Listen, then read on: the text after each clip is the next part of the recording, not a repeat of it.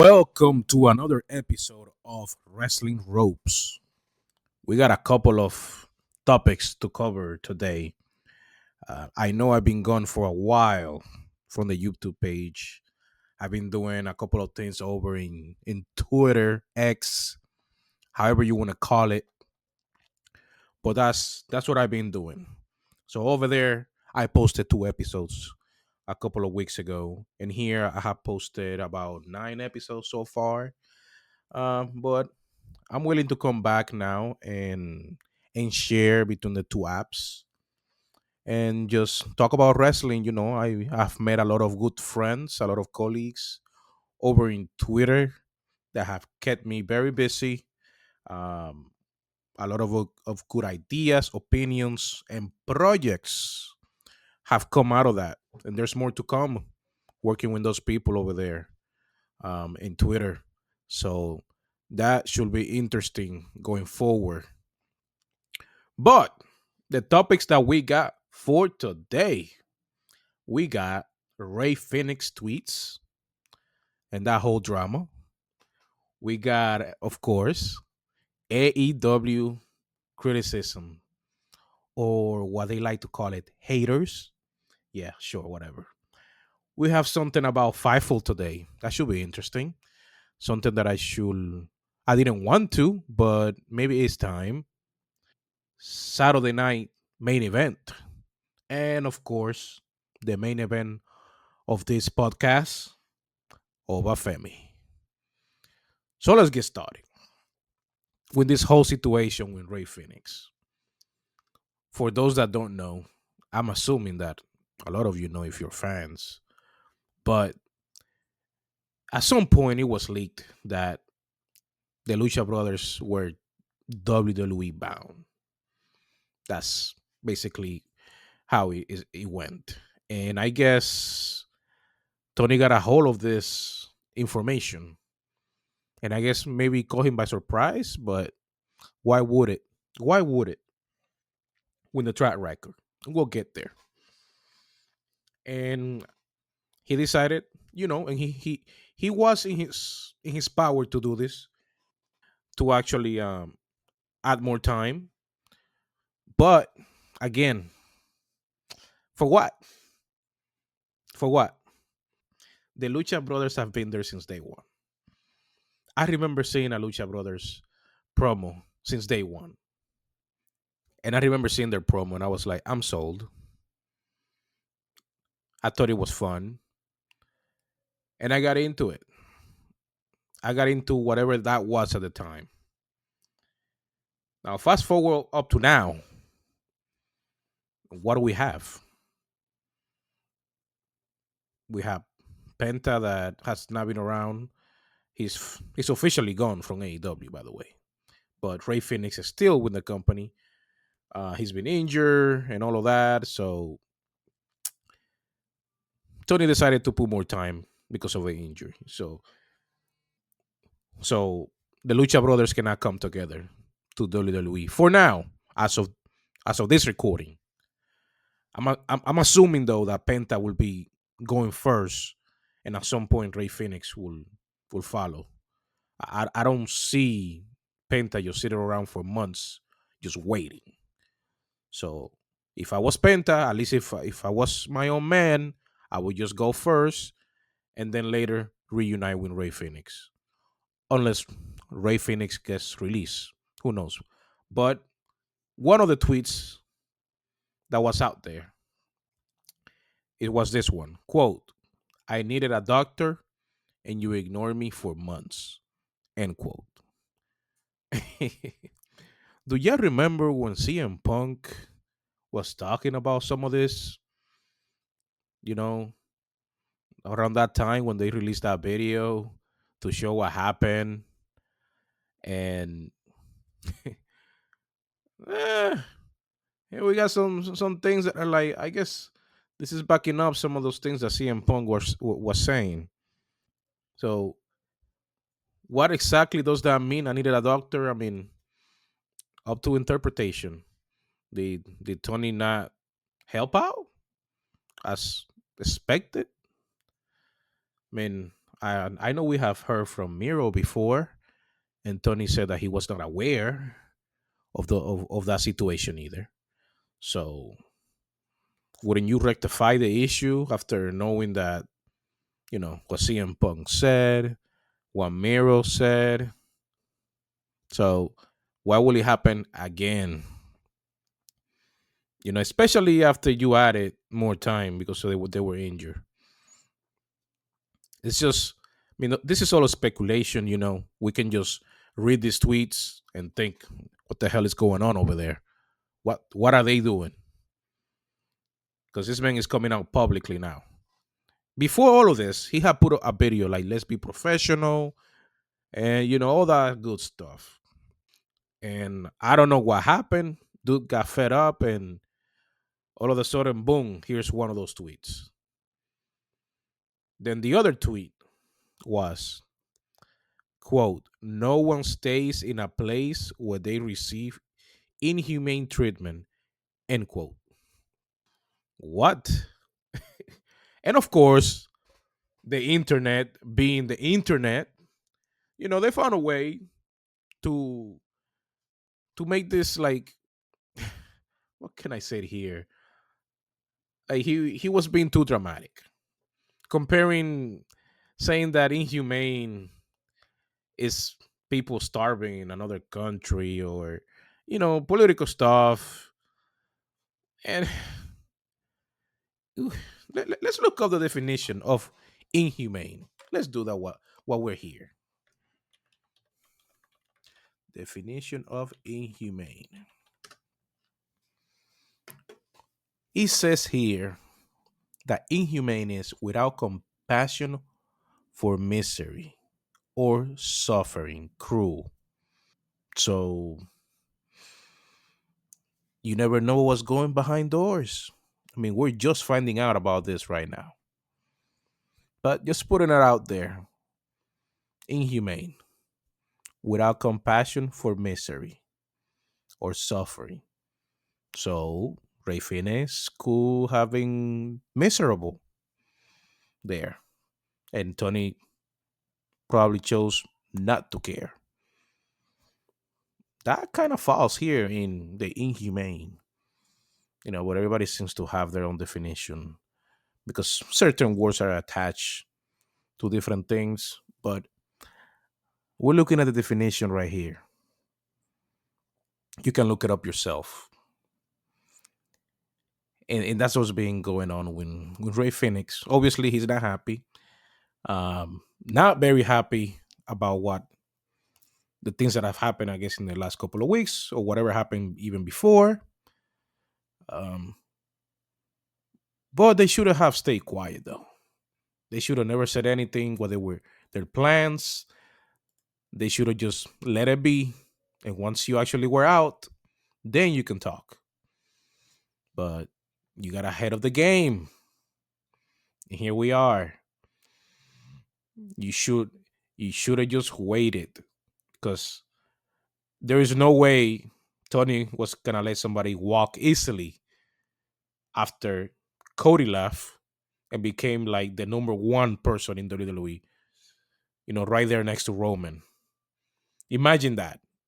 In your company, in AEW, you have Cody Rhodes, and then he leaves, and within 2 years, he's the number one guy at the competition. But Tony did not get him up there. He didn't keep him. He went somewhere else and became even a bigger star. So this happens again. Penta, Rey Fenix, they leave. Do they become bigger stars? Does Tony wants to see that happen again? It's gonna happen regardless. Penta is gone. At one point, Phoenix will be gone. So what the hell? Well, of course, he just want to do what he wants to do. But this is gonna happen regardless, Tony. They're not gonna stay. You had him forever. You had him forever. You didn't do anything with them. And I don't want to hear, Oh, they won this tag team. They had this feud. Bruh, they should have done more with the time that they've been there, with the quality of talent that they are, especially Penta, because I'm a huge fan of Penta. Every time I was like, what are we doing with Penta? Not much. Go ahead, tell me. Go ahead, tell me. Tell me that they won these tag titles and they had this feud in the box and all this BS.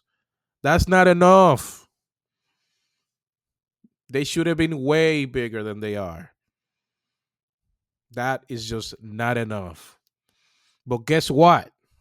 As of today, Rey Fenix deleted those tweets. I wonder why. Maybe it looked bad to WWE, or maybe they're working out something with AEW. Maybe they're finally gonna give him the release that he's looking for. We don't know. We're gonna have to wait and see what happens. On to the next topic. Let's stay with AEW. AEW criticism. It seems like the boys, I mean, that's what I can call them, cannot handle the heat. For some reason, whenever you give a negative opinion about a product, in this case, AEW, the boys, they think that is the end of the world. They think that you hate the company, that you hate Tony Khan. Nobody hates anybody. If the product sucks, we're gonna tell you that it sucks. Like, why would we not tell you that the product sucks? I'm gonna tell you how it is. I'm gonna tell you what's going on. I'm gonna tell you how I see it. This is just things that AEW does not do right. You can see it in the ratings. You can see it in the attendance. You can see it in the quality of product that they're putting out there. You can see it in the way that the talent is booked. And those are facts. That's not somebody hating. Why would that be hate? Why creative criticism is being labeled as hate? That makes no sense. Do you have critical thinking? Have you ever had to speak in a negative way about something that you like? It doesn't seem like it. You think everything that you like is okay? That you can never criticize it? Like, tell me how that makes any sense. That that does not make any sense whatsoever. If we don't criticize this company, then it's just gonna get complacent and just keep doing the BS that they're doing. You want to act like we never gave Vince McMahon any shit for the stuff that he did. Were you around 2017 or 18 or 16, I think. The product was not it. WWE was not it. I will be I will be the first one to say it. It was shit. It was so bad that there were times I would just tune out. Not watch it. That's how bad it was. I did that with WWE. But hey, I'm here now doing it with AEW. Oh, you a hater. You a troll. This and that. Have you ever heard of constructive criticism in your life that can facilitate growth in your life? It can help improve the product when somebody's telling you what's wrong. That doesn't mean that every little thing you have to do differently. But when there is a lot of it out there, you have to pay some attention to it and grasp some of it. They don't have to do every single thing that I'm saying. I'm not the booker. I'm just telling you that what I'm seeing doesn't move me. It does not move me. Now, do you have good times? Of course. All in was good.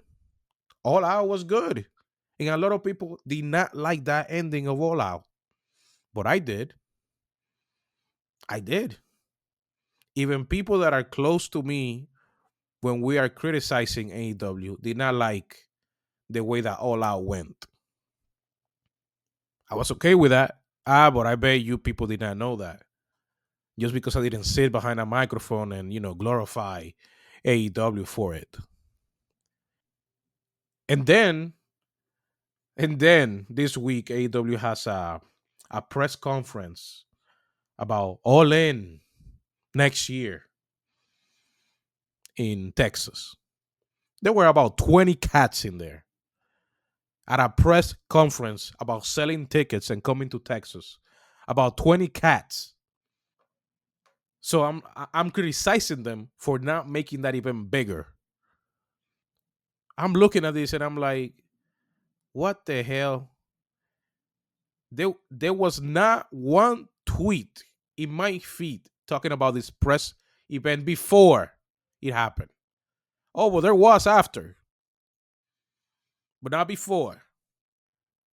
I blame AEW for that. Their marketing sucks. They don't know how to promote their product. They never have. I've always said that now for years now. Not like 3 years, but now for a couple of years I've been saying that they don't know how to promote their product. It is not my job to do it. But I believe that they don't know how to promote their product. But guess what?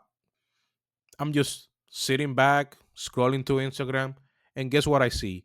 There's an ad for me that already watches WWE, and they're showing me that they're coming.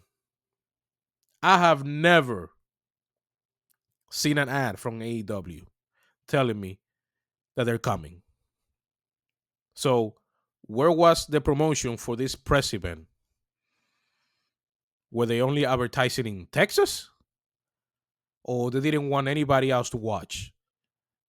Just promoting it during your product while you are televising your product, Dynamite Collision Rampage. That's not enough because that's only gonna cover the people that are already watching, the ones that want to watch. You want to bring new eyes. So why are you just advertising it there? This is I should not even be speaking about this. I'm pretty sure they're paying somebody tons of money to do all this shit. But ain't nobody like me, little Twitter account and YouTube account, very little, has to point this out. That's embarrassing. Why should I point this out? It makes no fucking sense. Oh, but if I go point that out on Twitter and I say, oh, there were 20 cats there, guess what? Guess what? Sean from Fightful decides to reply to a tweet and tell me that I'm a troll. Yep. Sean, a guy that I have always spoken my mind to directly, not around, no burner account, straight up, just tell him what I think. Goes and tells me that if I'm gonna be a troll, I should be better at it. I don't need to be a troll because what I'm writing is what I mean. I don't have to lie. You see, I wasn't gonna do this with Sean because Sean, at one point, about 2 weeks ago, had an issue with somebody else on Twitter.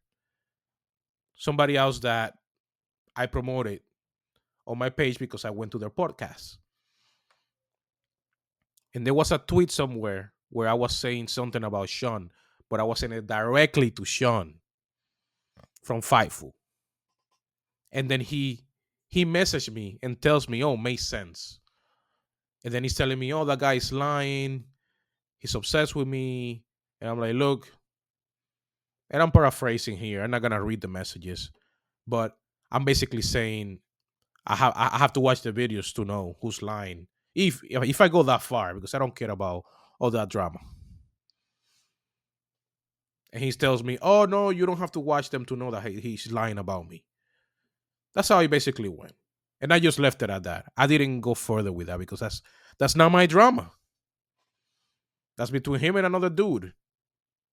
But just because I was telling him a few things, again, not trolling, just telling how I see it, my opinion. So for him to come in a different place that wasn't even his page and leave me that comment, calling me a troll, like if I have ever trolled him in any way, and tell me that I'm a troll, me. You can. This is all public, by the way. This part is public. It's out there in the page on my Twitter, Wrestling Ropes, no G. You can see it for yourself.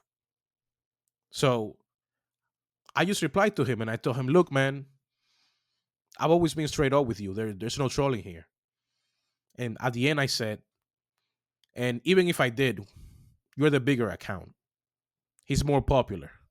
So what does he care about an account like me? What I have to say. On top of that, it's not negative. I have not gone out there and say Sean is this, Sean is that. But he wants to come and publicly call me a troll. Very good, Sean. Very good. That shows me that you're insecure. Very insecure. Because up to this point, I have not done any disrespecting towards you. But you want to come and do this? See, this, what I'm doing right now, this is what I didn't want to do. But in case, you can't read, I have to hear and say it verbally so you can understand, hopefully. I'm not a troll. I just speak what I believe, my truth, the way that I see things. And if I believe AEW is putting a shit product out there, that's what I see it. I'm not the only one. Like I said, at some point, WWE was putting shit product out there, but it has turned around.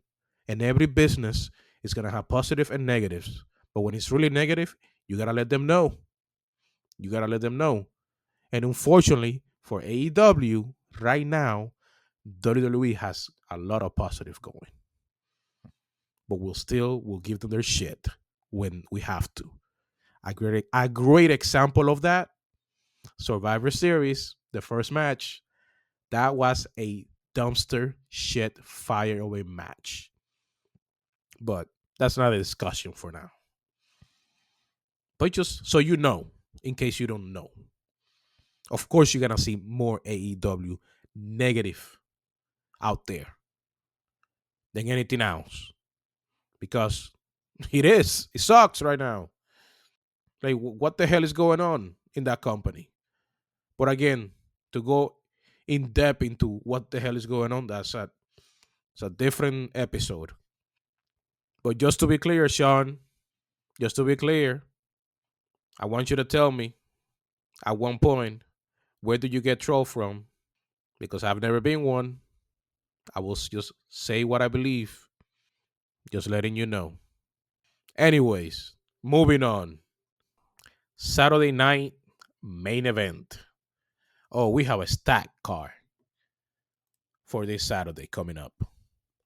We got a couple of matches here. The first one, Sami Zayn versus Drew McIntyre. This is probably gonna be just the beginning of whatever is happening here. Drew is hunting these people now. I'm assuming that Jay Uso is gonna get involved here somehow, but this is the beginning of some big program. I will assume. I don't know if it's gonna go as if it's gonna be that far out that it's gonna last a couple of months, but I think they're cooking something good here. Then we have the World Heavyweight Championship. Oh my God, I'm glad that they fixed this. I mean, they can still mess this up, but I'm glad at least it's at least I'm not going into this match like fuck, man, I'm bored because I did not want to see Gunther and Finn Balor because and it's not because it's just Gunther and Finn Balor, but because of the way that Finn Balor is always booked. He comes in, he's gonna get a title shot, and he's gonna lose it. And then, okay, so why do I want to say this if I cannot like feel that I know how this is gonna go down? And then aside from that, if it's just Gunther and Finn, then you kind of know the end of the match. So when it was just the two of them, it's like this is gonna end with Damian Priest coming in and costing the match, blah blah blah. But guess what? No, we're not getting that. We're getting Gunther versus Finn Balor versus Damian Priest. We can still get interference from the Judgment Day, but at least we're gonna have three men in here going at it. It's not Damian Priest that's going to interfere for whatever reason. Um, but most likely they put Finn Balor in here so he can take the pin. And it's just gonna the same thing. Is he gets a main event spot and he's not gonna win the big one. He's not. So I mean they can always swerve us and do something that we're not expecting. Look what happened with Nakamura. We're like, whoa, they did that. So, but I don't see Gunter losing this before the Royal Rumble. Maybe at the Royal Rumble, or maybe he's keeping this title all the way to WrestleMania to face somebody else that's interesting. Next match, the Women's World Championship. Liv Morgan versus Io Sky. I mean, you know, Rhea is not in the car. Can you believe that? So, she says she's not gonna get involved. Supposedly, we'll see about that. I'm pretty sure Io Sky is gonna, put a banger of a match there. And there's not much to say about this one. I am hoping that Liv retains, but if they pull it and Io wins, I will not be as surprised. This one is just one of those that I don't even know how to predict it, and we just have to wait and see what happens. Then we have the Women's United States Championship match to see who's gonna win this. Um, I mean, I'm pulling for Chelsea, hopefully, but I'll predict something here. Chelsea might win it. She might win it. But what if they make Tiffany Stratton cash it in just to take it away from her? I mean, we all want Tiffany Stratton to actually get the women's championship, but I will not be surprised if they instead go win the U.S. title. That way, it kind of elevates it that somebody wants to cash in for that title. Not what I'm looking for, but it does add to the drama. And wrestling is a men's soap opera. And the main event match is Kevin Owens versus the American Nightmare, Cody Rhodes. I don't see Cody Rhodes losing this title as Saturday main event, and more after the recent tease that they dropped. Cody's not coming out there with the current championship. He's coming out there with probably the Wing Eagle championship. And I don't think it's the Attitude Era one. That just dropped today. Triple H and Cody Rhodes. Go check out that video. I share it too on the Twitter page. But yeah, I don't think Cody Rhodes is gonna be dropping this. But Can Randy Orton return? Maybe, probably. I mean, we're like entering WrestleMania season very soon, so why not? I don't know if this feud keeps going. Maybe up to the Royal Rumble, and after that, hopefully, it's done, and then Cody starts on the road to WrestleMania on the program that actually matters. And that's the car for Saturday night main event. As of now, there could be more after SmackDown this Friday. Maybe there's stuff that they're gonna add afterwards. And the last topic for today is none other than Oba Femi. Oh, Triple H, you have me fooled. You have me fooled, man. I thought that you were bringing Oba Femi up to the main roster. I thought you were gonna put him in the main roster, and I mean, that could be a positive and a negative because yes, you called up people, but now they got to start over. They have to start over, and Oba Femi is a very dominant wrestler in NXT right now. So this whole time, Oba is after he dropped the title, he was not on TV for a while. So this whole time, I'm thinking, well, maybe he's just getting called up. And then we were going into deadline and no Oba Femi. I'm like, damn.